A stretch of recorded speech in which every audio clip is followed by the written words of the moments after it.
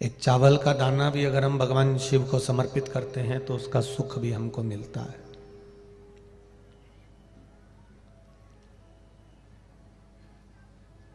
केवल परमात्मा की चौखट पर पहुंच भी गए तो उसका एक लाभ अपने जीवन में अवश्य मिलता है। और सरल भाषा में समझ लो तो जैसे कहते हैं ना कि गाय गोबर करती है, तो गाय का गोबर जब जमीन पर गिरता है तो धूल लेकर ही उठता है। उसी तरह आप किसी सतमार्ग की ओर गए हो, धर्म की ओर गए हो, अच्छी जगह गए हो, कथा सत्संग में गए हो, शिव पुराण में गए हो, मंदिर गए हो, देवालय गए हो, या भगवान की शरणागति में गए हो, तो वहां से जब उठकर अपने घर की ओर जाते हो तो खाली नहीं जाओगे। जैसे धूल लेकर गोबर भी उठता है, उसी तरह हम भी परमात्मा की कृपा लेकर ही उठते हैं। तेरी कृपा बिना न हिले एक भी अणु, लेते श्वास तेरी कृपा से तनु तनु। बखान क्या करूं मैं राखों के ढेर का, चपटी भभूत में खजाना कुबेर का। आप उसकी शरणागति में गए हो तो कुछ ना कुछ वो देकर ही भेजेगा, खाली नहीं भेज सकता। लाखों लाखों की संख्या में आप लोग यहां आए हो, ठंड भी कड़कड़ाती हुई पड़ रही है, रात भर इसी पंडाल में सो जाना, फिर उठ जाना, ठंडे पानी से स्नान कर लेना, फिर कीर्तन रात भर कर लेना।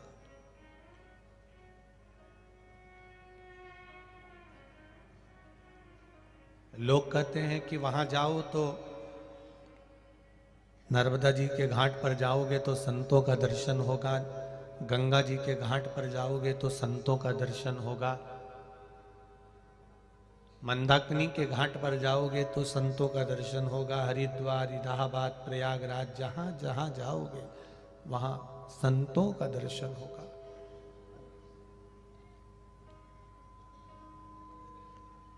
पर कहीं नहीं जा सको तो शिव महापुराण की कथा में एक बार जाकर ये इतने संतों का दर्शन एक साथ कर लेना, ये बार बार नहीं मिलेगा, ये नहीं मिलने वाला। जो वंचित रह गया वो रह गया। हम इस व्यासपीठ से फिर कहना चाहेंगे, जहां जहां कथा होती है वहां जाकर पहुंचकर एक बार दर्शन अवश्य करना चाहिए, रात्रि के समय पर, दिन के समय पर कथा सुनकर कि भगवान की करुणा, भगवान की कृपा, भगवान की उदारता, भगवान की दया कैसी होती है।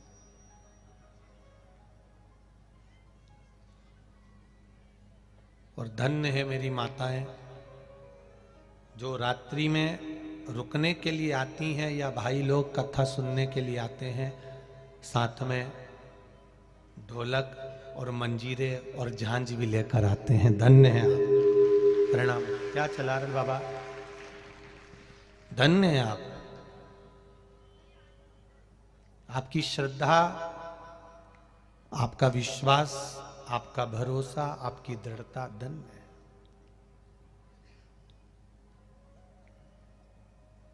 लोग 2 घंटे 3 घंटे, ये हमारे तबले वाले भैया, तिलक भैया हों चाहे ढोलक वाले भैया हों, ये 2 घंटा 3 घंटा अगर जम के बजा लें खूब जोर शोर से, सुंदरकांड होता है या रामायण होती है या कोई क्रम होता है, उसमें अगर कोई जम के ढोलक वगैरह बजा ले तो उसको दूसरे दिन ग्लूकोज की बाटल चढ़वाना पड़ जाए।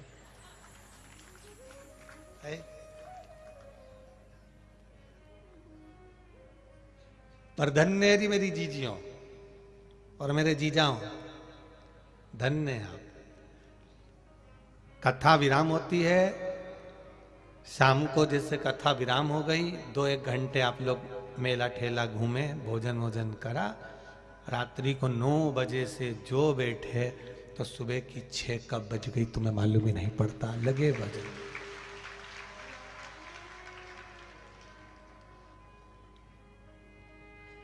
धन्यता है आपकी, साधुवाद है आपको। अपना कुछ समय, अपना कुछ पल, अपनी कुछ घड़ी आपने परमात्मा को दिया है।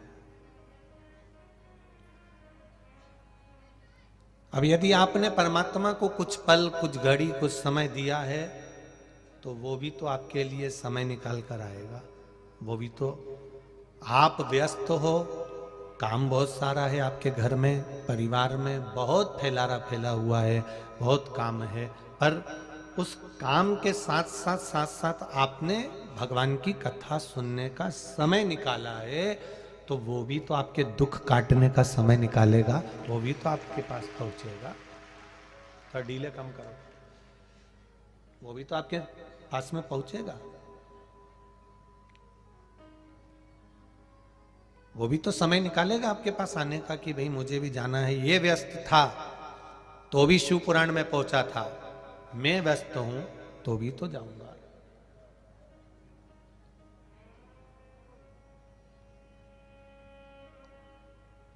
ये तेरी कृपा, तेरी उदारता, तेरी करुणा, तेरी वात्सल्यता, ये तेरे चरणों का सुख है जो हमको मिल रहा है।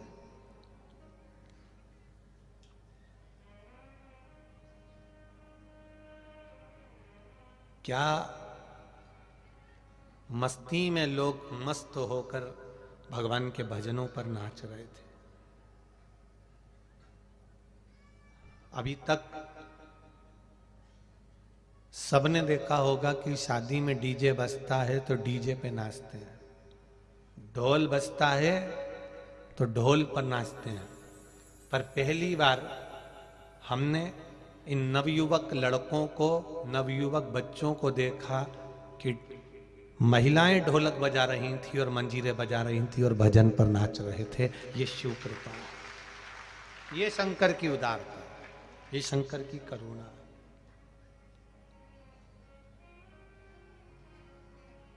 उसके सहारे पर पड़े हुए हो।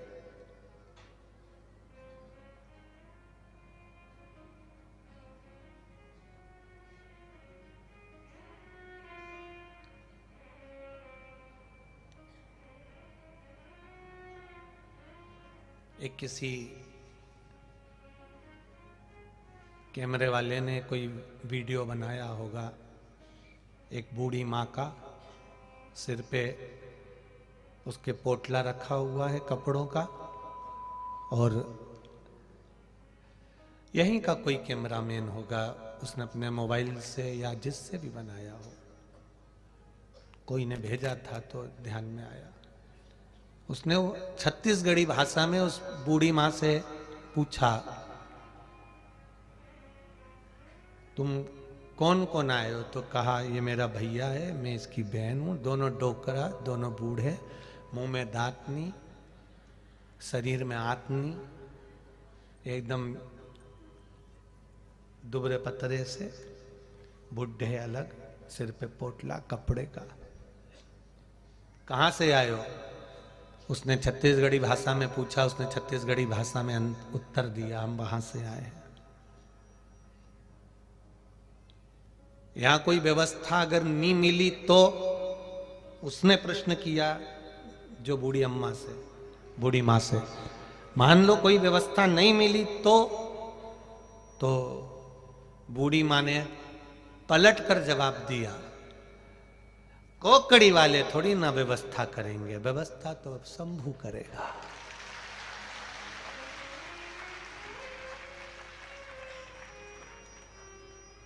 जहां कथा होती है, अभी इस कथा के बाद में परभणी में कथा है 13 तारीख से 17 तारीख तक, 5 दिन की।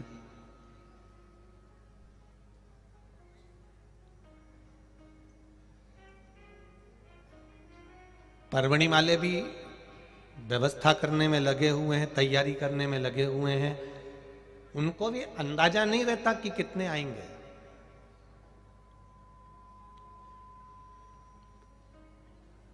हमने ये जानते हैं केसरवानी जी के साथ के जो मित्र लोग हैं और जायसवाल जी के जो साथी लोग हैं, कल हमने यहाँ के हलवाई को, वो यादव जी हैं, भोजन बना रहे हैं, हमने उनको कल कक्ष में बुलवाया था और हलवाई जी से हमने पूछा था कि कोकड़ी में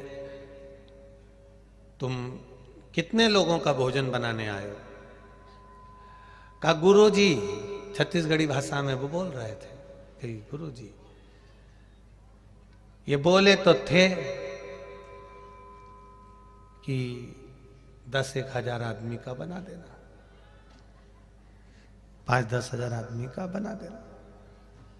फिर अरे क्या फिर, सुबेरे हम आए थे 30, फिर मैं अपने गांव गया 70 और लेके आया बनाने वालों को। क्यों? पहले दिन ही जो 30 आई थी माताएं और भाई, वो तो चावल धोने में सुबह से लगे थे, तो रात तक धोते ही रहे, निकल ही नहीं पाए। अब हमने कहा फिर अब भोजन कितने लोगों का बन रहा है? अब कुछ नहीं कह सकते गुरु जी, कभी 1.5 लाख, कभी 1.25 लाख, कभी 50 हजार, कभी 70 हजार, कभी 2.5 लाख, ऐसा भोजन का क्रम चलता रह रहा है। लोग आ रहे हैं, खा रहे हैं, जा रहे हैं। अब हमने पूछा, ये बताओ यादव जी कि जायसवाल जी यहां से चावल भेज रहे हैं, सब्जी भेज रहे हैं, सामान भेज रहे हैं उधर। अरे गुरुजी, क्या दान दाता आए, गाड़ी भर भर के टमाटर लिया है, गाड़ी भर भर के पत्ता गोभी लिया है, गाड़ी भर भर के वो भटा लिया है और सब रखा हुआ है। इतना कोई चावल ला रहा, कोई कुछ ला रहा, कोई कुछ ला रहा। गुरुदेव, वो भोलेनाथ भंडारा चलाता है और भोलेनाथ ही खाता है, कोई दूसरे की सामर्थ्यता नहीं है। शिव महापुराण में लाखों लाखों लोगों को भोजन कराने की भी सामर्थ्यता अगर किसी की है तो वो शंकर भगवान अपनी देवी अन्नपूर्णा को पहले भेज देते हैं कि तू जा, इतने भगत आएंगे, भूखे ना सो जाएं, खाली पेट ना रह जाएं, इनको भोजन कराने की जवाबदारी तेरी है। मेरा शिव आते हैं, मेरे शंकर आते हैं, मेरा भोलेनाथ आता है, उससे पहले मां अन्नपूर्णा को भेज देता है 2 दिन पहले कि तुम जाकर भोजन तैयार करो, कोई भूखा ना सो जाए। और ये मेरा विश्वास कहता है, शिव महापुराण की कथा करते करते ये मेरा भरोसा कहता है, ये मेरा विश्वास कहता है, जितना तो तुम शादी में जाओगे तुम्हारा स्वागत नहीं होगा, टाइम पर चाय, टाइम पर बिस्कुट, टाइम पर दूध, टाइम पर भोजन, टाइम पर नाश्ता, ऐसी व्यवस्था केवल एक ही जगह मिल सकती है और वो शिव महापुराण की कथा है। और यहां देखा नहीं जाता कि ये वीआईपी है तो इसको ज्यादा देंगे, ये कम वीआईपी है तो इसको कम देंगे, ऐसा नहीं है। शंकर के धाम में शिव महापुराण की कथा में जो आया है, बालोदा बाजार से भी माताएं दर्शन करने आ रही थी तो झोले में भर भर के बिस्कुट के पूड़े ला रही थी। मेरी बालोदा बाजार की जीजियों को मैं प्रणाम करता हूं, आपके विश्वास को प्रणाम करता हूं। आप बालोदा बाजार से आ रही हो तो झोले में बिस्कुट लेकर आ रही हो कि बच्चों को बांटते हुए जाएंगे। बच्चे लोग सो रहे होंगे, छोटे छोटे बच्चे आए होंगे, माताओं के साथ में कोई आया होगा, उनको दे देंगे। बुजुर्ग आएंगे, भूख लगेगी तो उनको दे देंगे। मैं धन्यवाद दूंगा बालोदा की एक बहन को, रोज रात्रि को आती थी और रोज रात्रि को आकर प्रतिदिन रात्रि को कहीं बिस्कुट, कहीं टॉफी, कहीं कोई सामग्री, कहीं पानी की छोटी छोटी बोतलें, कहीं पाउच, कुछ भी उसके हाथ में आता था और वो देकर चली जाती थी। धन्य, हम पहचानते नहीं पर आपकी श्रद्धा को नमन करते हैं, आपके विश्वास को नमन करते हैं, आपके भरोसे को नमन करते हैं। कितनी व्यवस्था, कोई दूसरा नहीं कर सकता, ये शंकर के सिवाय कोई नहीं करेगा। कोकड़ी गांव के एक एक कार्यकर्ता, जायसवाल परिवार ने तो कथा कराई, परिवार तो लगा ही था पर साथ में उनकी मित्र मंडली और एक एक कार्यकर्ता भी तत्परता से कार्य करे। प्रशासन, यहाँ के विधायक महोदय, यहाँ की नगर पालिका, नगर निगम, पंचायत और यहाँ की पुलिस प्रशासन, वो collector sir, DSP, SP, TI, सबको मैं नमन करता हूँ। आपने बिल्कुल चाकचौंध व्यवस्था करी, खूब संभाला, खूब संभाला।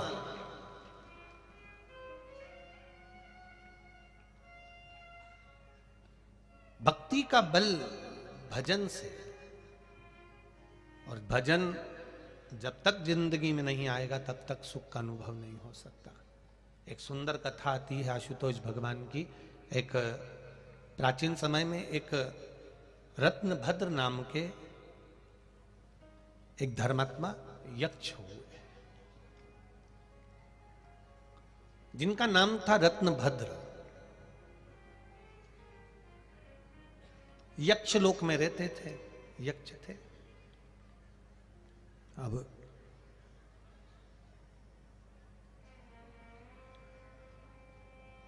रत्नभद्र यक्ष गंधमादन पर्वत पर निवास करते थे, वहीं रहकर अपना कार्य किया करते थे, अपने कार्य में डूबे रहते थे। उनके घर में एक बेटे ने जन्म लिया जिसका नाम था पूर्णभद्र। अब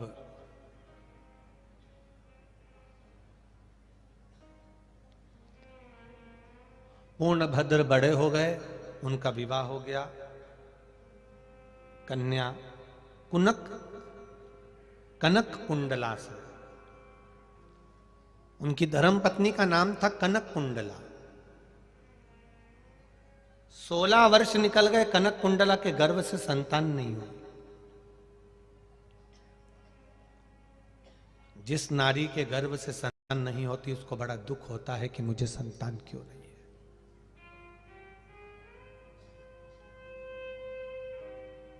एक प्रश्न सारी दुनिया में आकर खड़ा हो जाता है।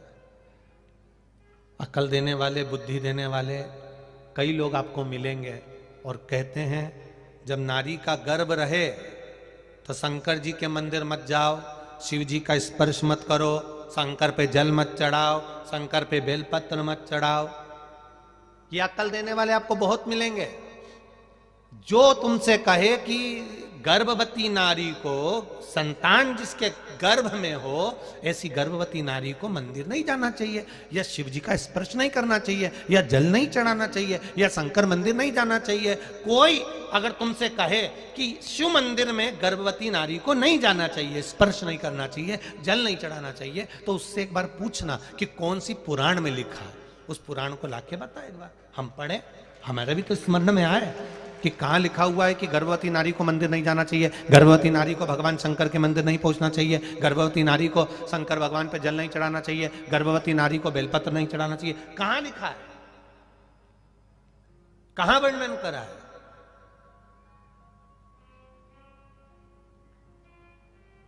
कितना सुंदर कहा है, गर्भ में संतान हो तो भजन करो, गर्भ में संतान हो तो रामायण, गीता, हमारे वेद, हमारे शास्त्र, हमारे पुराणों को पढ़ो। इतना भी नहीं कर सकते तो रोज प्रतिदिन भगवान के मंदिर में जाकर एक लोटा जल चढ़ाओ, भगवान का दर्शन करो, उनका पूजन करो, उनका स्मरण करो। क्यों कहते हैं, किस लिए कहते हैं?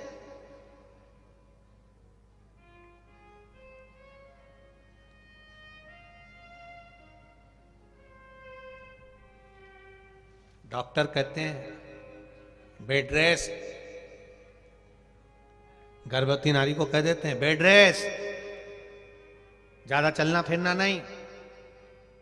और घर की बुजुर्ग माता क्या कहती है, थोड़ा चला फिरा करो। पहले की बुजुर्ग माताएं कहती हैं थोड़ा चला फिरा करो, और आज के डॉक्टर क्या कहते हैं, बेड रेस्ट, पलंग पे पड़ी रहो, दिन भर डोरे मोहन देखती रहो। तो औलाद भी ऐसी पैदा हुई डोरे मोहन जैसी।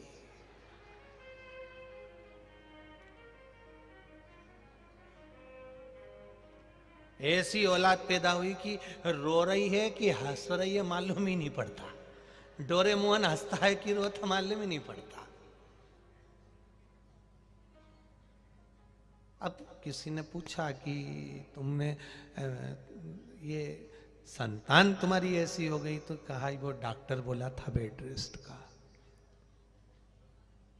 डॉक्टर ने बेड रेस्ट होने का बोला था, पर डोरेमोहन देखने का नहीं बोला था।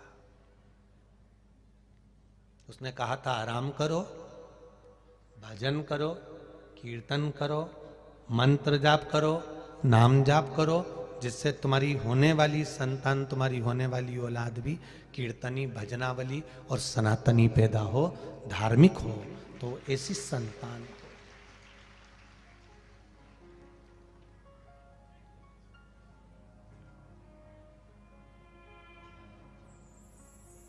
भजन का बल बढ़ाइए, भजन का बल। जाना, कौन कहता है कि शिव मंदिर नहीं जाना चाहिए गर्भवती को? जाओ, दर्शन करो। स्कंद पुराण कहती है गर्भवती नारी को भगवत भजन करना चाहिए, नाम जाप करना चाहिए, कीर्तन करना चाहिए, वेद पुराण शास्त्र पढ़ना चाहिए। हमारे भारत भूमि पर जन्मे हुए वीर वीर योद्धाओं का चरित्र पढ़ना चाहिए। महाराणा प्रताप, छत्रपति वीर शिवाजी, संत नामदेव, तुकाराम, रामकृष्ण परमहंस, चैतन्य महाप्रभु जी, मीराबाई, श्रीमद वल्लभाचार्य, गुरु नानक देव जी, श्री महावीर स्वामी जी, गौतम बुद्ध जी, इनके पावन चरित्रों को पढ़ना चाहिए।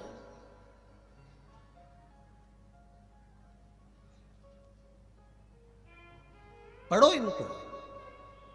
और नहीं पढ़ सकते तो कहीं कथा सुन लो, वो भी नहीं कर सकते तो शिव मंदिर में एक लोटा जल चढ़ाओ। क्या होगा उससे?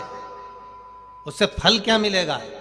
शिव महापुराण की कथा कहती है, स्कंद पुराण कहती है, जब नारी भगवान शंकर पर जल समर्पित करती है या शिव मंदिर में जाकर दर्शन करती है, तो उसके गर्भ में अगर मान लो संतान किसी कारण से, कोई ग्रह नक्षत्र के कारण विकलांग हो रही हो, कोई शरीर से कष्टवान हो रही हो, तो मात्र शिव के दर्शन कर कर वो संतान भी स्वस्थ पैदा होती है, स्वस्थ जन्म लेती है।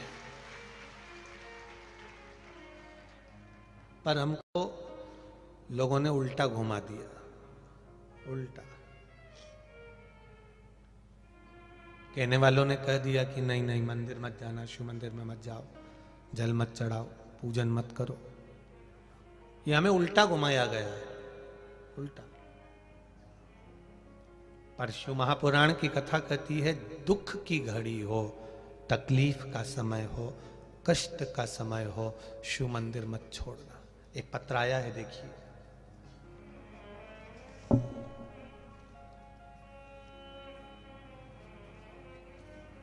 जिसने पत्र बनाया है उसने सीनरी भी बड़ी सुंदर बनाई है। बहुत बहुत साधुवाद आपको। एक किसान भाई को दर्शाया है छत्तीसगढ़ के, बहुत बहुत साधुवाद। पत्र लिखा है, मैं विद्या ठाकुर, गुड़ियारी, रायपुर, रामनगर से हूं। मेरा मोबाइल नंबर ही है, कहीं बैठे हो तो हाथ हिलाइएगा, जहां कहीं भी बैठे हो।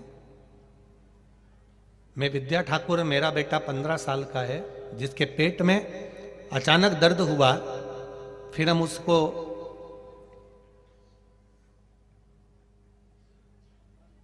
अंशु डायग्नोस्टिक सेंटर लेकर गए। वहाँ 15/10/2022 को सोनोग्राफी के लिए लेकर गए। तब हमें पता लगा कि हमारे बेटे के दोनों किडनी, दाईं और बाईं, जिसमें एक किडनी बहुत छोटी पड़ गई है और दूसरी किडनी ने काम करना बंद कर दिया है। मैं और मेरे पति, हम रायपुर में हुए शिव महापुराण की कथा को सुनने रोज आया करते थे, क्योंकि बेटे की दोनों किडनी खराब हो चुकी थी। एक किडनी छोटी हो गई, एक किडनी ने काम करना बंद कर दिया। हम रायपुर में जब कथा हुई तो हम कथा सुनने रोज आया करते थे। कथा से प्रेरित होकर हम कभी शिव मंदिर तो नहीं गए, पर कथा सुनने के बाद में रायपुर गुड़ियारी में जब कथा सुनी, तब हमने शंकर जी के मंदिर जाना प्रारंभ किया। 15 दिनों के अंदर हमने आपके कहने अनुसार शिव जी को जल चढ़ाया, बेलपत्री लाए, अपने बच्चे को देना चालू करी, जिसकी उम्र 15 साल की है। डॉक्टरों ने तो हाथ टेक दिए थे कि किडनी बदलना पड़ेगी, किडनी खराब हो चुकी है, दोनों ही किडनी गड़बड़ हो गई हैं। तब हमने शिव जी पे छोड़ दिया। और पंडाल में आप कहते हो ना कि कथा सुनने वाले का भगवान भोलेनाथ सुनता है, हमने भी यही विश्वास से कथा सुनी। और 15 दिन हुए जल चढ़ाते हुए, बेलपत्र लाकर बेटे को खिलाते हुए। बेटे को भी हम मंदिर भेजने लगे, उससे भी पूजन पाठ कराने लगे। बाबा की कृपा से वो भी शिव जी की आराधना करने लगा। और दूसरी बार जब जांच हुई तो बाबा की कृपा से अब उसकी किडनी काम करना प्रारंभ कर दी। ये शिव तत्व है, ये शंकर योग है।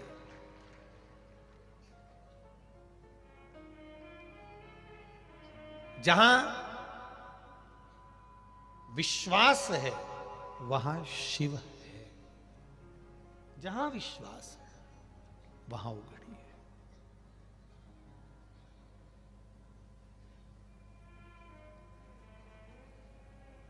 जहां से विश्वास समाप्त हो जाता है फिर मां भगवान नहीं रहता, फिर तुम हो, फिर तुम अपनी मनमानी जो करना है कर सकते हो। जहां पर विश्वास है वहां परमात्मा है। मानो तो गंगा जल हूं और ना मानो तो बहता पानी हूं। मानो तो ये कुबेर भंडारी है, मानो तो ये कुबेरेश्वर महादेव है, मानो तो ये केवल शिव महापुराण की पोथी नहीं है, ये सीहोर कुबेरेश्वर धाम से आया हुआ कुबेर भंडारी 7 दिन यहां रहता है तो वो आपको देता है। कई लोग कहते हैं हम दूसरी जगह भी शिव पुराण सुनने जाते हैं, कई लोग कहते हैं हम वहां भी कथा सुनने जाते हैं, पर यहां कथा श्रवण करते हैं उसमें अंतर हो जाता है। हम कहते कथा में कोई अंतर नहीं है, बस हम सीहोर से जब चलते हैं तो अकेला नहीं चलते, हमारा विश्वास, हमारा कुबेरेश्वर महादेव हमारे साथ में हर पल चल रहा है। उसकी कृपा बरसती रहे, उसकी दया बरसती रहे, करुणा होती रहे। विश्वास रखना, भरोसा रखना। ये जायसवाल परिवार में उनकी एक बेटी का मेरे को कल बता रहे थे जायसवाल जी, कौन राकेश जायसवाल की बेटी थी कि किनकी थी, आप ही की थी, राकेश जी की। ये बेटी इसको गोदी में लेकर, आप लोग तो कोकड़ी वाले इनको मालूम भी होगा कि इतनी तबीयत खराब हो गई थी इसकी कि इसके पांव से इतने शरीर से चलना बंद हो गया था, पलंग पर पड़ी रहती थी, गोदी में उठाना पड़ता था। क्यों जायसवाल जी? गोदी में उठाना पड़ता था, ले जाना पड़ता था। तब वेणु शंकर जी ने तुरंत कहा भैया ये रुद्राक्ष मेरे सीहोर से आया है, इस रुद्राक्ष को इसके गले में डाल दो और इसी का पानी पिलाओ। उसी रुद्राक्ष का पानी पिलाना वो आज तक बेटी के गले में पड़ा हुआ है। जिस दिन से डाला उसके 20 मिनट बाद बेटी ने चलना प्रारंभ कर दिया था। यह शिव तत्व है, यह ओघड़ी है, यह शंकर है।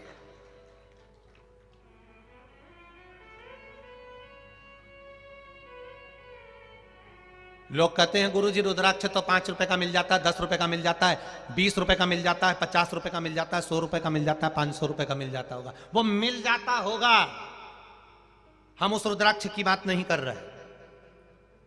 मेरे बाबा ने जो अपने आंसुओं से रुद्राक्ष दिया है उसकी कीमत मेरे बाबा ने कभी नहीं ली। और मेरे बाबा ने जो रुद्राक्ष दिया वो साधारण नहीं दिया, वो आनंद देने वाला। हम कहीं के रुद्राक्ष हों सबको नमन करते हैं, पर कुबेरेश्वर धाम की धरा पर, जमीन पर पहुंचकर वहां के कंकर शंकर का स्पर्श कर कर जो रुद्राक्ष तुमने लिया है वो तुम्हारे पास में कोहिनूर हीरे से कम नहीं है, वो तुम्हारे दुख को मिटाने के लिए कोई कम ना है। वो रुद्राक्ष कोई साधारण नहीं है।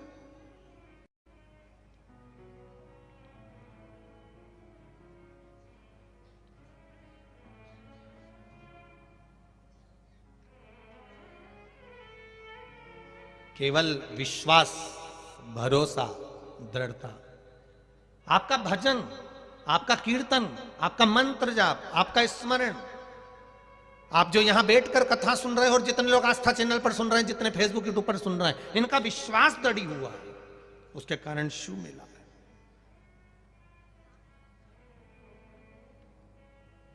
शंकर प्राप्त हुए। एक पत्र और देखिए।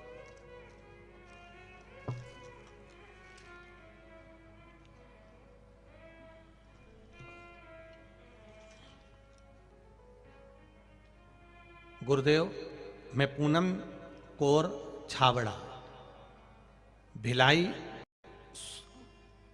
खुर्सी पार है, खुर्सी पार छत्तीसगढ़ से हूं। कहीं बैठी हो तो हाथ हिलाइएगा, जहां कहीं भी बैठी हो अपना हाथ हिलाइएगा। मैं इधर है क्या? पूनम कौर छाबड़ा, भिलाई कुर्सी पार छत्तीसगढ़ से हूं।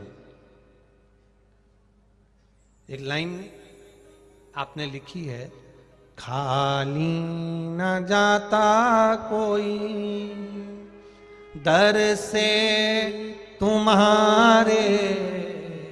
आप भी बोलिए, खाली न जाता कोई दर से तुम्हारे, मैं भी खड़ी हूं नन्ही बाहें पसारे, मैं भी खड़ी हूं नन्ही बाहें पसारे, अपने हृदय से लगा लो, गिरा जा रहा हूं, उठा लो, प्रभु अपने दर से अब तो न टालो, गिरा जा रहा हूं, उठा लो। पत्र में लिखा है, गुरुदेव, एक लोटे जल का क्या महत्व है, मैं क्या वर्णन करूं। मेरी बेटी जो कि 16 साल की है, वह जब 3 साल की थी तो उसकी आंखों में अचानक एक बीमारी हो गई, जिससे उसके आंखों में एक बूंद आंसू नहीं आता था। गुरुदेव, मेरी बेटी सूरज की रोशनी, लाइट की रोशनी सहन नहीं कर सकती थी, क्योंकि उसकी आंख का पानी सूख चुका था, नलियां सिकुड़ चुकी थी, आंखों से दिखना बंद हो गया था। धीरे धीरे उसकी आंख की रोशनी चली गई, उसके इलाज चलता रहा, पूरा भिलाई, रायपुर, छत्तीसगढ़ का एक एक हॉस्पिटल दिखाया, फिर चेन्नई भी ले गए, आंख की रोशनी नहीं आई। गुरुदेव, बाद में मालूम पड़ा कि हैदराबाद में कहीं आंखों का इलाज होता है, तो हम हैदराबाद लेकर गए, अमृतसर के हॉस्पिटल में भी उसको लेकर गए, परंतु उसको सफलता नहीं मिली। गुरुदेव, 3 वर्ष की आयु से उसकी आंखें जाती रही, 16 साल की हो गई, आंखें पूरी तरह से चली गई, आंख से आंसू नहीं निकलता, दिखना बंद हो गया, परेशानियां बढ़ गईं। तब आपने कथा कह रहे थे और किसी ने उस कथा की लिंक हमको भेज दी, हमने उस कथा को सुना। उसी दिन कथा में आपने कहा था, जी पर जल चढ़ाना है, शहद चढ़ाना है और उसका प्रयोग करना है। वो प्रयोग आपने जो बताया था, उस प्रयोग को हमने शिवरात्रि के रात के 12 बजे किया और उस शहद को लगाना प्रारंभ किया। बाबा की कृपा से, शिव की कृपा से बाबा को पीला चंदन लगाते, शहद चढ़ाते, पीपल के पत्ते वाला प्रयोग करते, 3-4 प्रयोग करे। आज बाबा की कृपा से उसकी आंखें बाबा ने वापिस कर दी। गुरुदेव, हम बाबा को नमन करने के लिए आए। श्री शिवाय नमस्तुभ्यम। गुरुदेव, ये सब होते होते बाबा ने आंखें तो दे दी गुरुदेव, पर 16 वर्ष की आयु के बाद में उसके दोनों ब्रेस्ट में 2 गांठ हो गई। गुरुदेव, उसके दोनों ब्रेस्ट में गांठ हो गई। 2 गांठ जब उसके ब्रेस्ट में हो गई, डॉक्टर को दिखाया तो उन्होंने कहा इसका ऑपरेशन करना पड़ेगा। गुरुदेव, 16 साल की बेटी, उसका ऑपरेशन कैसे करा दे। बड़ी आंख में आंसू भरे हुए थे, वो भी रो रही थी, कर रही थी, आंख आ गई और शरीर बेकार हो गया। माँ, उसने खुद शिव जी के मंदिर जाना प्रारंभ करा, एक लोटा जल चढ़ाना प्रारंभ करा, मंदिर के दरवाजे पे ही बैठी रहती और बेलपत्र लेकर खा लेती। जो दर्शन करने के लिए मंदिर में आता उसके चरणों को प्रणाम कर लेती। मेरी बेटी सबको धोख लगाती, श्री शिवाय नमस्तुभ्यम कहती। बेलपत्र खाते खाते 1 महीना बीत गया। तब उसने फिर पुनः जांच करवाई। डॉक्टर ने कह दिया दोनों गांठ गल चुकी है, एक भी गांठ नहीं है शरीर में। ये शिव तत्व है, ये शंकर है, ये औघड़ी है। उसकी कृपा, उसकी करुणा, उसकी उदारता मूल है। विश्वास दृढ़ है। ना कोई बेल है, ना कोई भभूति है, ना कोई मंत्र है, ना कोई तंत्र है। क्योंकि मंत्र, तंत्र और विद्या थोड़े दिन चलती है, पर तुम्हारा भजन का बल जिंदगी भर चलता है। तुम्हारा भजन, शिव के प्रति लगन, शंकर भगवान के प्रति विश्वास और तुम्हारी दृढ़ता, ये कभी समाप्त नहीं होना चाहिए। दुनिया के लोग तुम्हें भटकाएंगे, दुनिया के लोग अपशब्द कहेंगे, दुनिया के लोग ताने देंगे, दुनिया के लोग तुम मंदिर जाना चालू कर दोगे तो 2-4 महीने में, 8 महीने में दुनिया के लोग तुम्हें भटका देंगे। वहां क्यों जा रही है? चल मैं दूसरी जगह ले चलता हूं, चल मैं उधर ले चलते हूं, वहां पर ऐसा हो रहा है, वहां ऐसी विद्या हो रही है, वहां ये छूछा हो रहा है। लोग ले जाकर तुम्हें दूसरी जगह पटकने का सोचेंगे। पर तुम एक जगह पर अगर दिल से लगे रहे, एक जगह पर दिल से रमे रहे, तो ये निश्चित है, निश्चित है।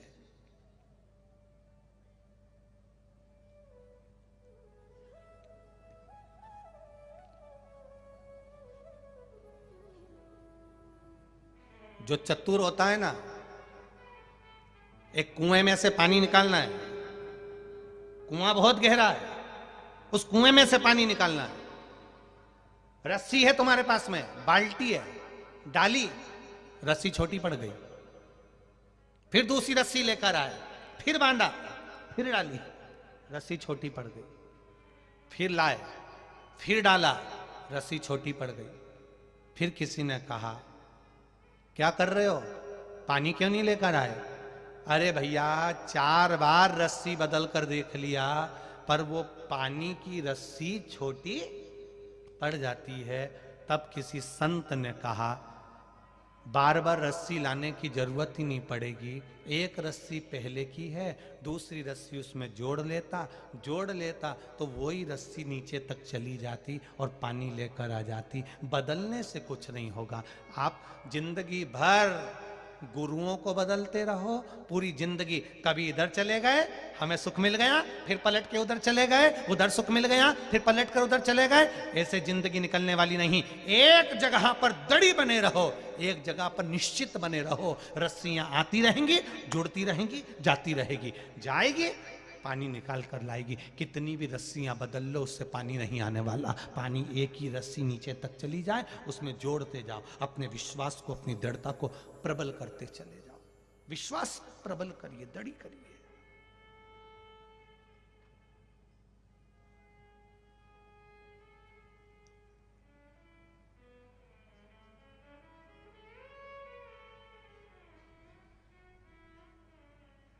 महाराज, जब विश्वास दृढ़ होता चले जाएगा, परमात्मा को मिलने में फिर देरी नहीं होगी।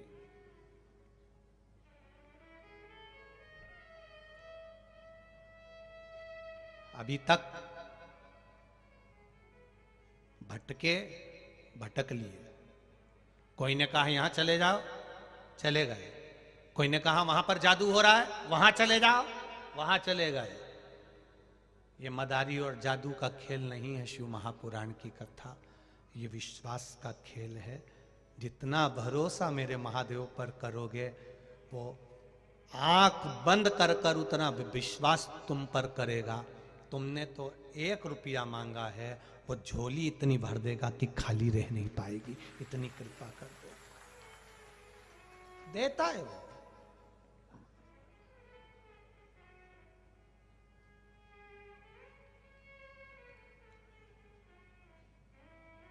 देवता देते हैं पल्ला झाड़ के, और महादेव देता है छप्पर फाड़ के। तो देव अधिदेव महादेव है। वो पल्ला झाड़ के नहीं देता कि तेरे भाग्य में कितना लिखा है, वो तो दे देता है, फिर भूल जाता है कि मैंने इसको दिया। आपको मालूम नहीं पड़ता कि आपकी जिंदगी के कितने दुख ऐसे हैं जो केवल जल चढ़ाने से समाप्त होते गए, तुम्हें मालूम नहीं पड़ने दिया भगवान ने।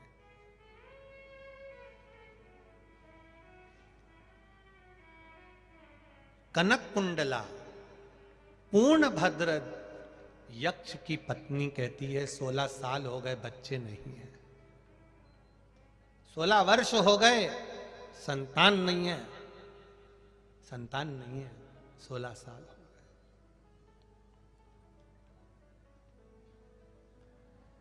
पूर्ण भद्र अपनी पत्नी से कहा मुझे भी दुख होता है, ये राज्य कौन संभालेगा, ये सत्ता कौन संभालेगा, जब औलाद ही नहीं है तो फिर कौन संभालने वाला।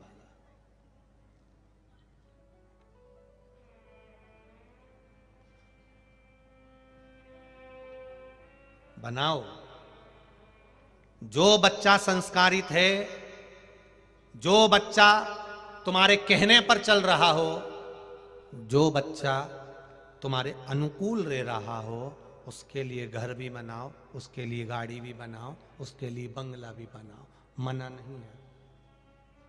पर तुम कह रहे हो ऐसा कर ले और वो मुंह चला रहा है, अभी कुंवारा है, शादी नहीं हुई, तो इतना मुंह चला रहा है कि पिता उसके सामने बोल नहीं सकता,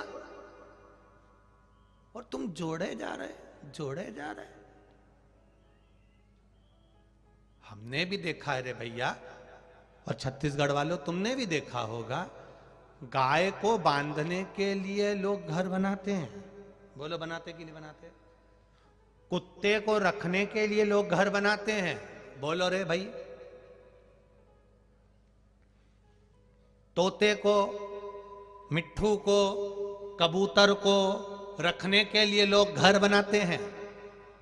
हिरण को रखने के लिए भी घर बनाते हैं।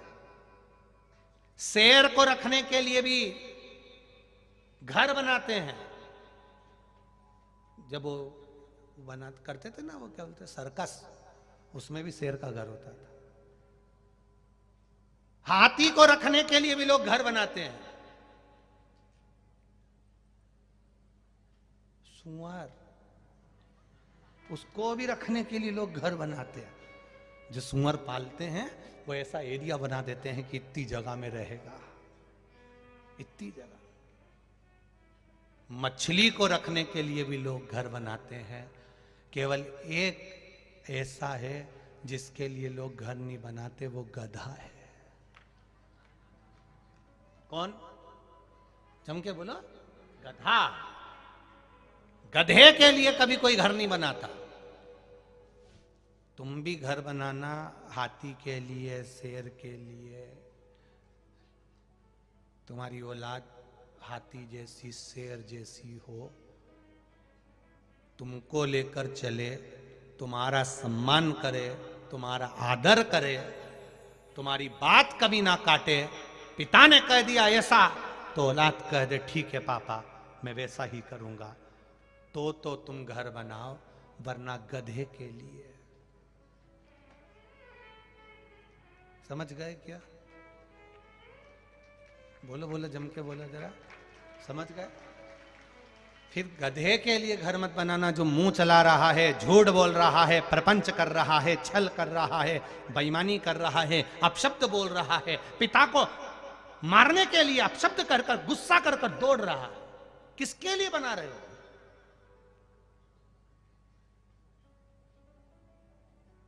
जब पत्नी और पुत्र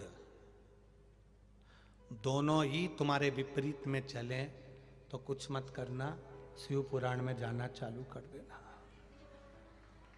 कौन कौन? पत्नी और पुत्र। पत्नी से कहा, पलट कर जवाब दे रही है, अपशब्द कह रही है, ताने दे रही है, गालियां दे रही है, कोस रही है, बार बार कोस रही है। पुत्र भी यही कर रहा है, तो फिर बुढ़ापा कौन सा अच्छा निकलने वाला है? पहले से अपने जीवन को संस्कारित बनाने का प्रयास करो। अपने बच्चों को एक लोटा जल का, लोटा भी आया,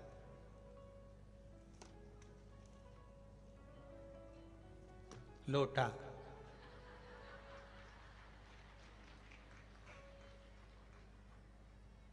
एक लोटा जल का अपने बच्चों को पकड़ाइए और बच्चों से कहिए कि तू मंदिर जाना चालू कर, क्योंकि वो ये सिर झुकाना परमात्मा के आगे अगर चालू कर देगा तो ये निश्चित है एक ना एक दिन वो आपके आगे भी सिर झुकाएगा, कड़क होकर खड़ा नहीं होगा।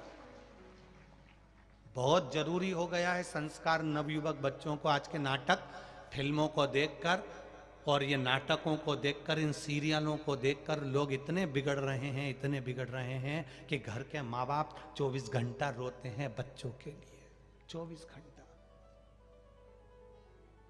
आप धन तो कमा रहे हो, दुकान पर भी जा रहे हो, पैसा भी खूब कमा रहे हो, गाड़ी भी ला रहे हो, मकान भी बना रहे हो, जमीन जायदाद, सोना चांदी, हीरा पन्ना, मोबाइल, सेवफल कटा हुआ, एप्पल का, सब है तुम्हारे पास में, पर मीठी वाणी ना तो घर में मिल पा रही है, ना प्रेम के शब्द मिल पा रहे हैं।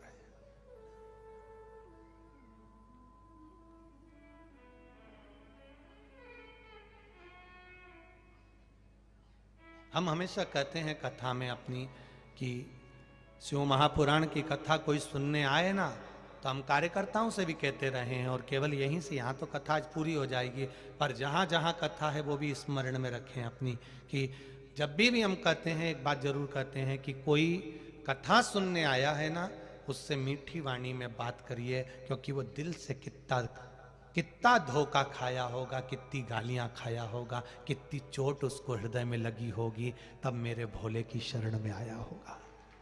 तो साधारण नहीं है।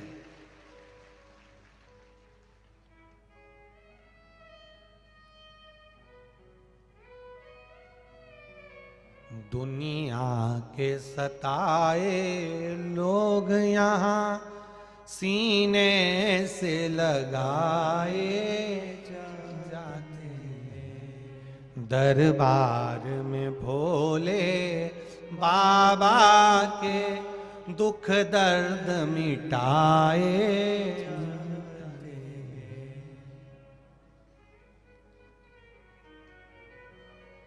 उसकी शरण में जाकर हमारा कष्ट, हमारा दुख, हमारी तकलीफ मिटती है, उसका भजन कर।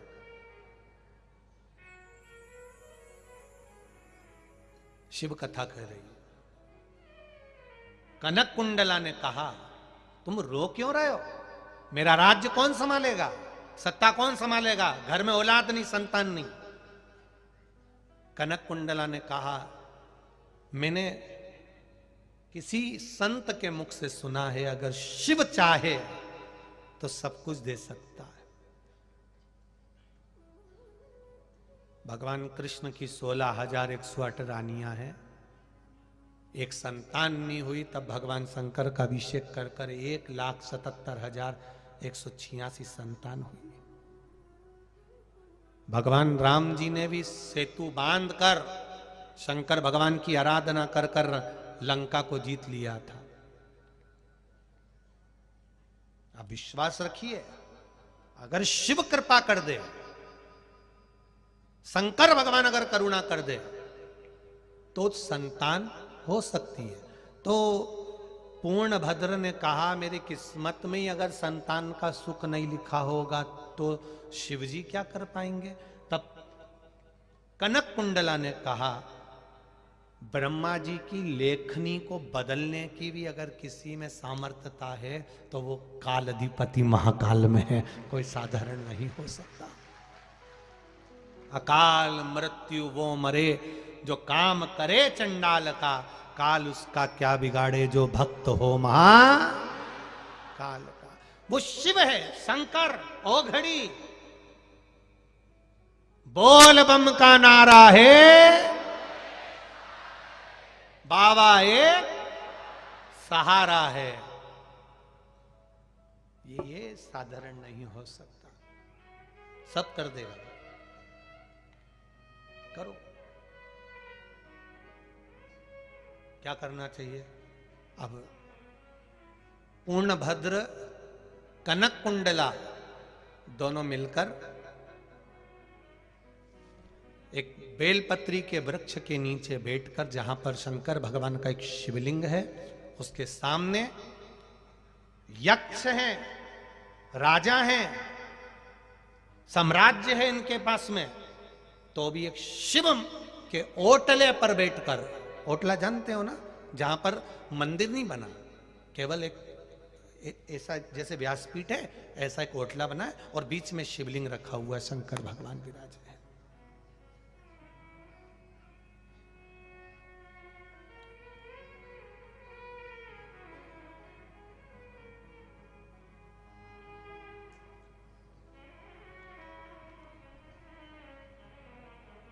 एक पत्र है, अच्छा है,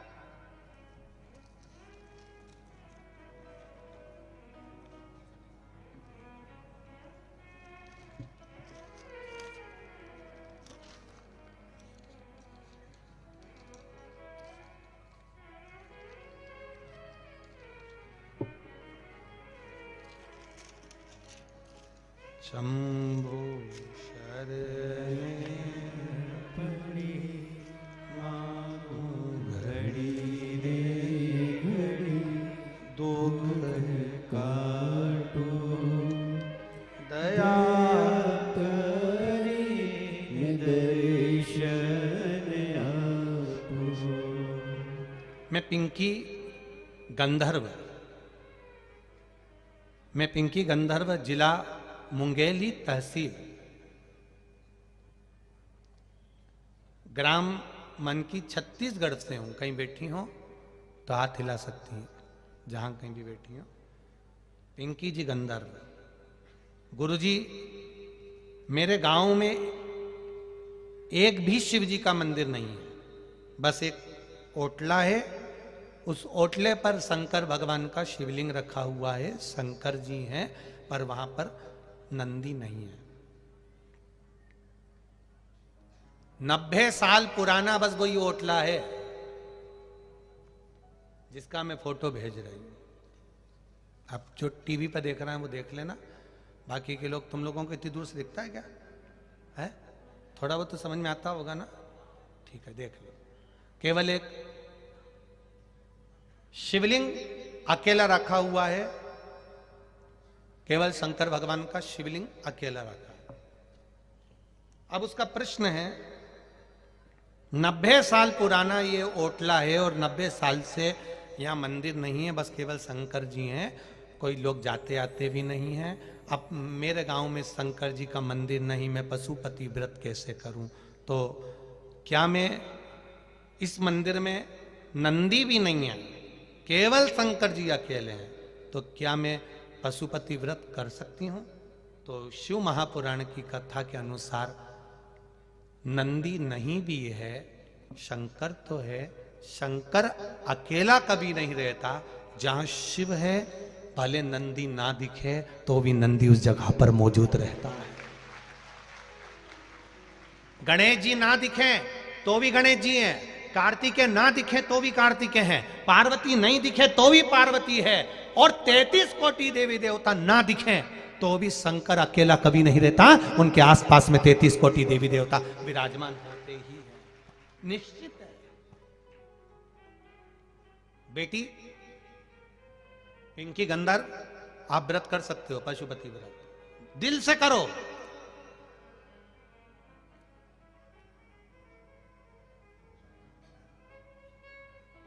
अकेला बैठा है ना, बहुत शांति से है।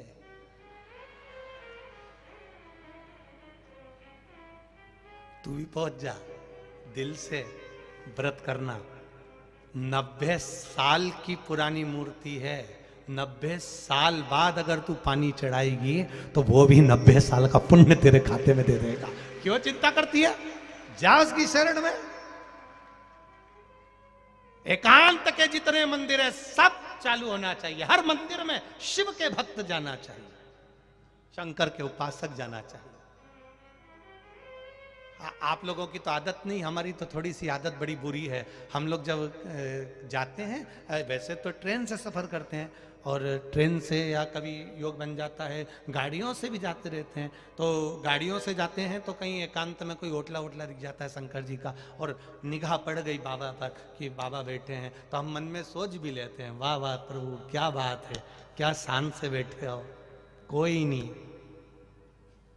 फिर भी हमने आपको देख लिया है, आपने हमको देख लिया, इसलिए हमने आपको देख लिया। नहीं तो हिम्मत एक प्रैक्टिकल करके देखना। तुम प्रैक्टिकल करना किसी और वाला, महाराज झूठ तो नहीं बोल रहा। तुम कहीं जाते जाते तुम्हारा ध्यान कहीं पर भी रखना।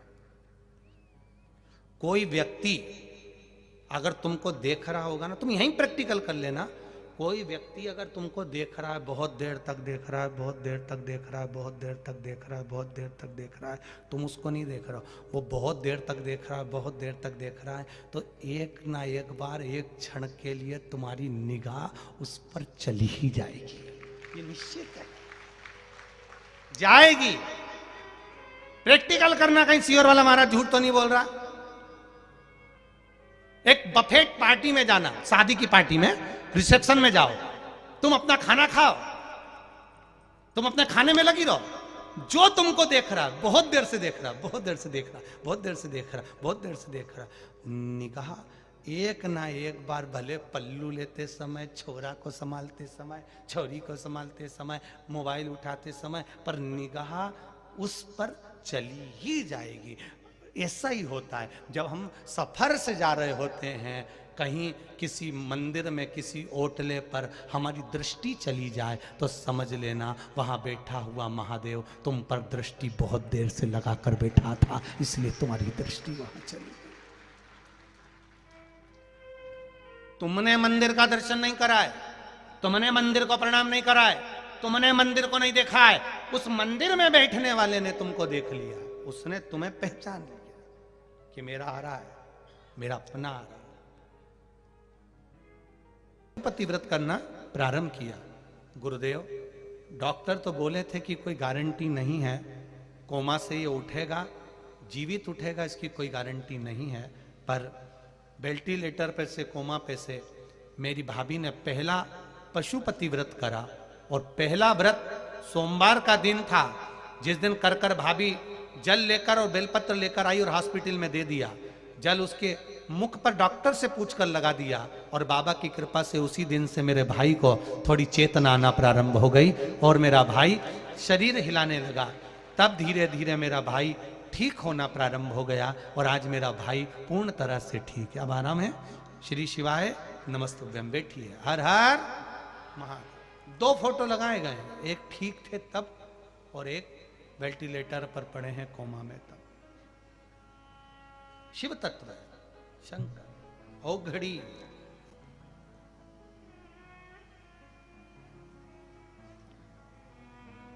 डॉक्टर अपना काम करे,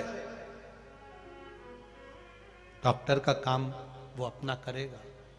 ऐसा नहीं कि डॉक्टर के पास नहीं जाना, डॉक्टर के पास तो जाना पड़ेगा, क्योंकि दवा के साथ में दुआ की जरूरत पड़ती है। दवा के साथ थोड़ी ना थोड़ी दुआ चाहिए, भगवान का भजन चाहिए। इस व्यासपीठ ने कभी यह नहीं कहा कि आप डॉक्टर को मत दिखाओ, दिखाओ, डॉक्टर की जांच भी कराओ, दवाइयां भी ले, पर वो दवाई लेकर भगवान से कहकर उसको औषधि के रूप में खाना प्रारंभ करो। दवाई खाओ, पर भगवान से कहकर, भगवान इसको अमृत कर देना, तेरी कृपा।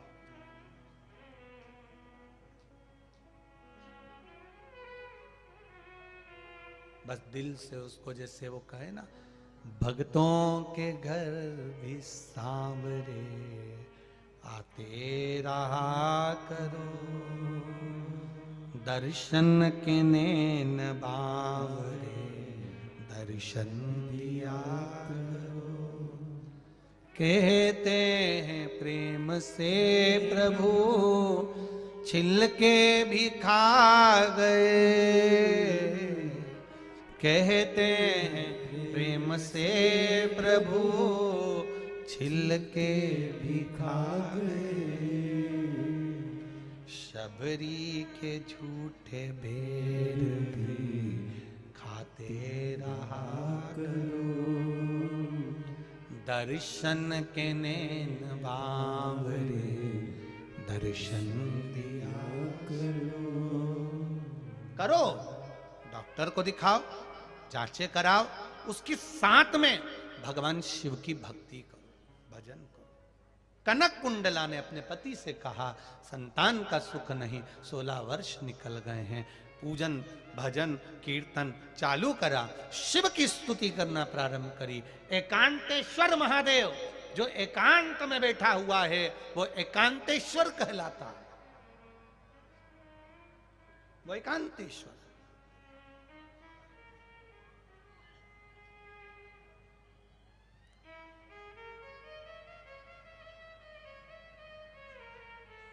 कुबेरेश्वर धाम सीहोर से 10 किलोमीटर दूरी पर है, एकांत। अब तो वहां पर बहुत सारे लोगों ने चाय की दुकान, कहीं काय की दुकान, कहीं काय की दुकान लगा ली है, नहीं तो वहां कुछ नहीं था, एकदम बाबा और बाबा के साथी। आज भी वहां बाबा के साथी बहुत है, आज भी हैं, बाबा के साथी में घूमते रहते हैं। भूमि उनकी है, कंकर शंकर है, भ्रमण करते ही रहते। अब एकांत वहां पर वृंदावन जाओगे तो वहां बहुत सारे मंदिरों का दर्शन हो जाएगा। बोलो रीजी जी सही है गलत है? काशी जाओगे तो वहां बहुत सारे मंदिरों का दर्शन हो जाएगा, हरिद्वार, प्रयागराज, उज्जैन, ओमकारेश्वर, बहुत सारे मंदिरों का दर्शन हो जाएगा। पर कुबेरेश्वर धाम जहां आओगे वहां केवल तुम्हें बहुत सारे मंदिरों के लिए नहीं आना पड़ेगा, वहां केवल एक कुबेरेश्वर बाबा के लिए, अकेले के लिए तुम चिन्हित कर कर आ रहे हो कि मुझे उनसे मिलने जाना है। जब एक व्यक्ति पर्सनल से मिलने जाते हो तो फिर वो भी सम्मान देता है, वो भी मान देता है, वो भी मान दे रहा है, वो भी सम्मान दे रहा है। हम केवल उससे मिलने जा रहे हैं, हम केवल उसकी शरणागति में जा रहे हैं। अब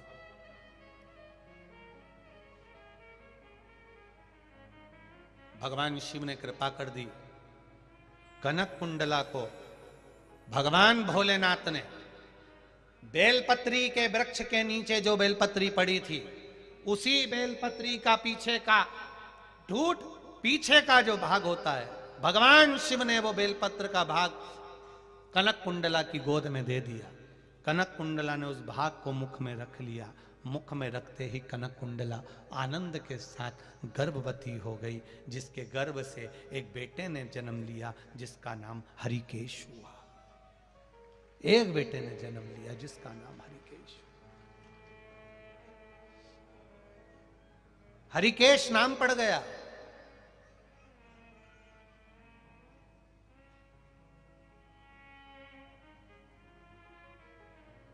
जो शिव तत्व को जानता था, केवल गर्भ में भी माता पिता के संस्कारों से पला हुआ है, पोषित हुआ है।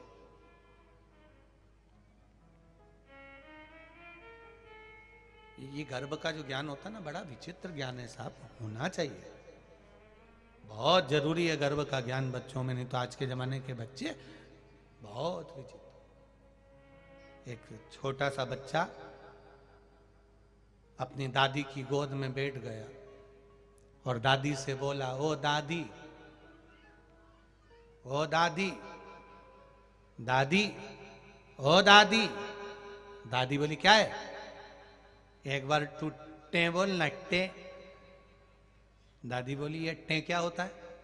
नहीं, बस तू ऐसा बोल दे, टे, बस तू ऐसा बोल दे।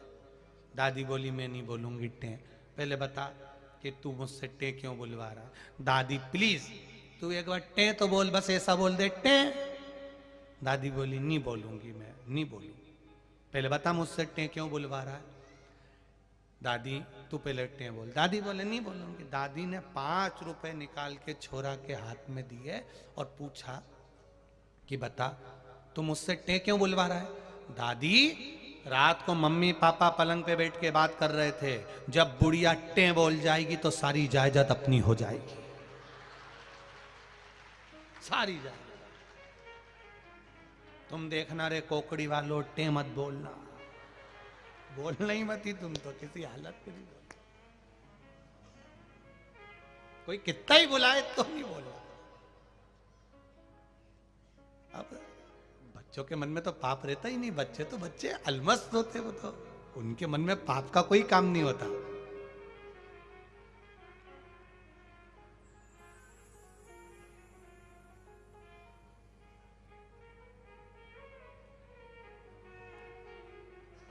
बच्चों के मन में कोई पाप नहीं है, कोई पाप नहीं।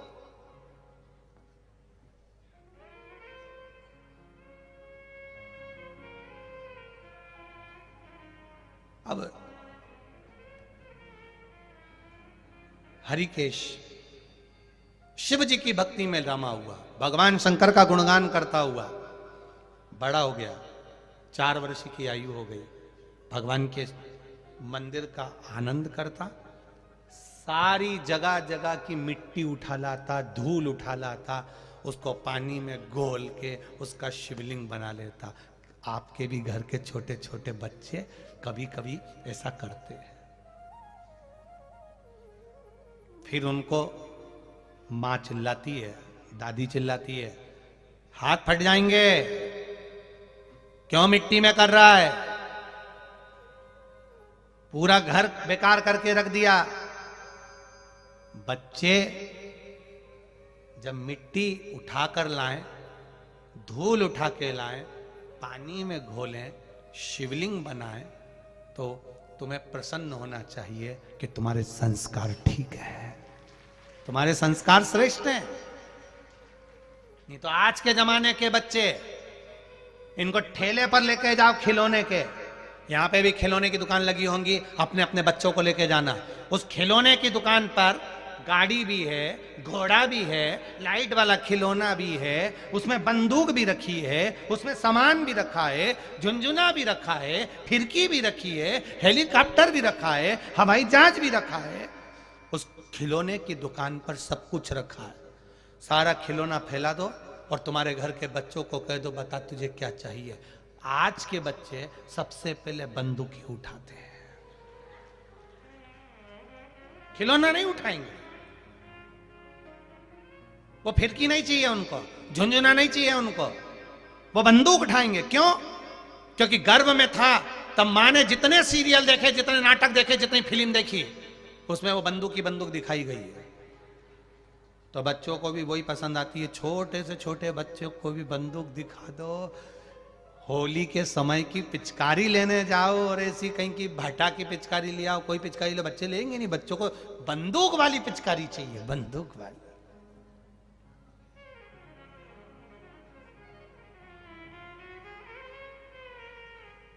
इससे मालूम पड़ता है कि संस्कार कहां जा रहा है।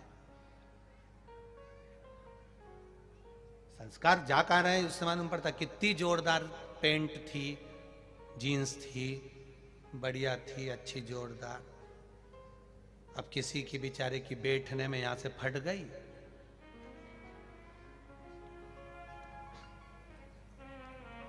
दूसरे ने देखी, उसने कहा तेरी पेंट यहां से फट गई है, वो तो डिजाइन है, डिजाइन। तो दूसरा आया तो उसने और 2-4 जगह से फाड़ ली, ये डिजाइन है।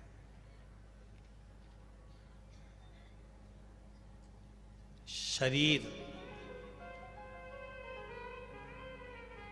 मर्यादा के अंतर्गत वस्त्र से ढका हुआ रहे तो समझ लेना। फिर एक बात कहेंगे, तन पर कितने भी कीमती हार पहन लो, लाखों रुपए का सोना पहन लो, करोड़ों रुपए के हीरे पहन लो, पर इस शरीर की शोभा सोने से नहीं है जितनी मर्यादा से है। इस शरीर की शोभा सोने से नहीं है, आप कितने भी सोने की रकम पहन लो, कितना भी हार पहन लो, कितना भी आभूषण पहन लो, इस शरीर की शोभा तुम्हारी मर्यादा और तुम्हारे पहनावे से है।